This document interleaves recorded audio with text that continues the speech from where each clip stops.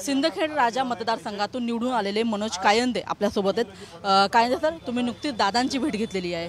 मतदारसंघात मिळालेला विजय आणि दादांची भेट, काय पहिल्या भेटीमध्ये दादा काय म्हणाले? दादा प्रचंड खुश आहेत, कारण की दादांनी अतिशय फार मदत आमच्या जिल्ह्यासाठी केली।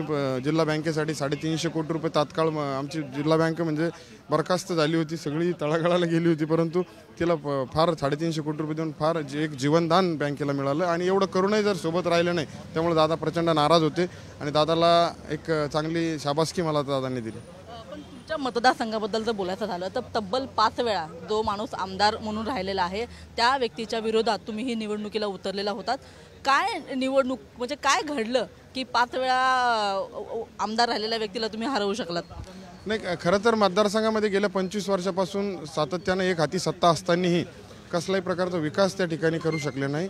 या आमच्या सिंदखेड राजा मातृतीर्थ सिंदखेड राजा जिजामातेचं जन्मस्थळ असलेलं सिंदखेड राजा या एवढ्या मोठ्या नावाजलेल्या मतदारसंघामध्ये आज रोजीही MIDCचं अस्तित्व नाही किंवा त्या आणण्यासाठी कोणतेही प्रयत्न त्या ठिकाणी करण्यात आले नाही।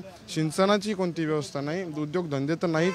आणि जे सुरू होते अगोदरच्या काळात, जे आदरणीय भास्करराव शिंगणे साहेबांच्या काळात जे सुरू होते, तेही सगळे बंद 25 वर्षामध्ये पडलेले आहेत। अशा अनेक प्रचंड समस्या त्या ठिकाणी होत्या आणि लोकांना एक शाश्वत चेहरा त्या ठिकाणी लागत होता। तर जनतेने ही निवडणूक हातात घेतली होती आणि त्या जनतेनेच आपल्याला या ठिकाणी विजय मिळवून दिलेला आहे आणि हा विजय जनतेचा आहे। राष्ट्रवादीमध्ये जेव्हा फूट पडली तेव्हा राजेंद्र शिंगणे हे अजित पवारांकडे आले होते, त्यांना भरघोस निधी देखील मिळाला होता आणि विधानसभा निवडणुकीच्या तोंडावरती त्यांनी तुतारी हातामध्ये घेतली आणि त्याच्यामुळे अनेक आपण जेव्हा चर्चा केली तेव्हा त्यांचं म्हणणं हेच होतं की मी स्वतःसाठी निधी घेत नाहीये, मी जनतेसाठी निधी घेतोय, मला मतदारसंघातलं काम करायचं आहे। याच्यावर तुम्ही काय म्हणाल? नाही, अगदी असं दुटप्पी वागल्यामुळे कदाचित तसं घडलं असावं आणि जनतेला एक सक्षम चेहरा त्यांच्या विरोधात हवा असावा आणि तो माझ्या रूपाने मिळाला। त्यामुळं ते लोक आपल्या भरभरून जनता साथ देत होती, म्हणजे कसले अपेक्षा न करता लोक सोबत होते आणि शेवटपर्यंत मतपेटीत मते पडेपर्यंत लोक अगदी जीवाच्या काळजापासून सोबत राहून काम केलं आणि मतदान पेटीतून लोकांनी विजय आपल्याला दाखवून दिला।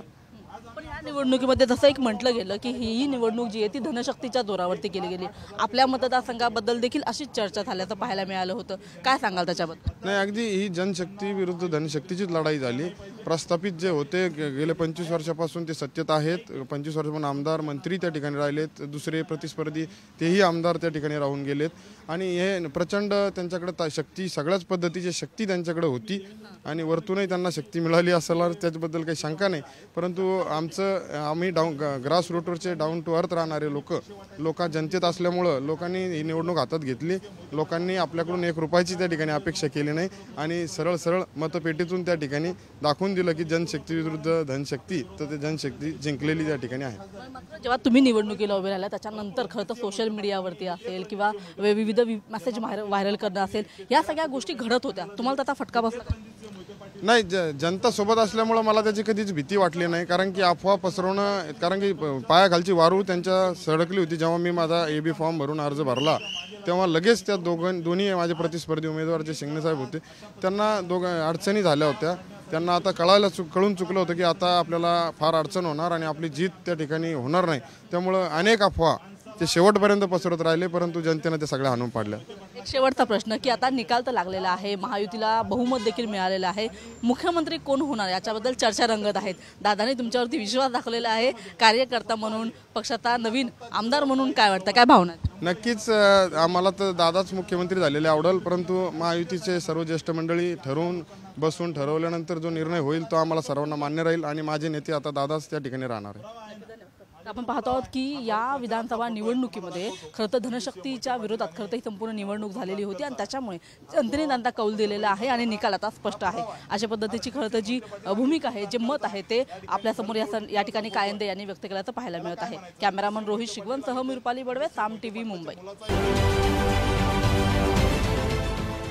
देश विदेशातील प्रत्येक घडामोडींचे लाईव्ह अपडेट मिळवण्यासाठी आता साम टीव्हीच्या सर्व सोशल मीडिया प्लॅटफॉर्मला लाईक, फॉलो आणि सबस्क्राईब करा। तसंच सर्व नोटिफिकेशनसाठी बेल आयकॉन प्रेस करायला विसरू नका।